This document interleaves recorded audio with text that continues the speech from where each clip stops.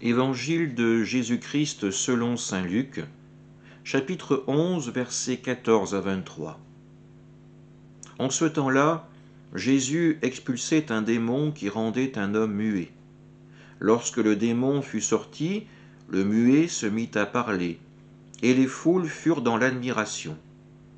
Mais certains d'entre eux dirent : « C'est par Belzéboul, le chef des démons, qu'il expulse les démons. » D'autres, pour le mettre à l'épreuve, cherchaient à obtenir de lui un signe venant du ciel. Jésus, connaissant leurs pensées, leur dit : « Tout royaume divisé contre lui-même devient désert. Ses maisons s'écroulent les unes sur les autres. Si Satan, lui aussi, est divisé contre lui-même, comment son royaume tiendra-t-il ? Vous dites en effet que c'est par Belzéboul que j'expulse les démons. Mais si c'est par Belzéboul que moi je les expulse, vos disciples, par qui les expulsent-ils ? Dès lors, ils seront eux-mêmes vos juges. En revanche, si c'est par le doigt de Dieu que j'expulse les démons, c'est donc que le règne de Dieu est venu jusqu'à vous. Quand l'homme fort et bien armé garde son palais, tout ce qui lui appartient est en sécurité. Mais si un plus fort survient et triomphe de lui, il lui enlève son armement auquel il se fiait, et il distribue tout ce qu'il a dépouillé. Celui qui n'est pas avec moi est contre moi, celui qui ne rassemble pas avec moi disperse. Acclamons la parole de Dieu.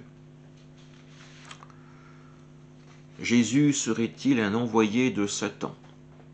Voilà la question que se posent ses détracteurs.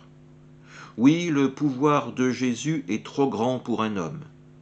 Alors, comme ce même Jésus ne peut être pour eux le Messie, il est plus simple de le diaboliser. Jésus leur montrera la bêtise de leur raisonnement. Un royaume chercherait-il à combattre contre lui-même, à saper ses propres fondations ? L'action de Jésus est constante.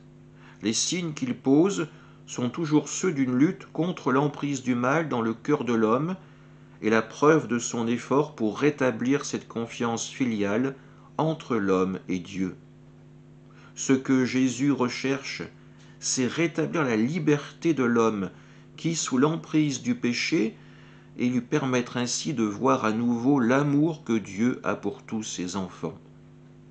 Que notre carême soit l'opportunité que l'Église nous donne pour nous tourner vers Jésus et voir en lui le Fils de Dieu, le Sauveur qui nous est donné.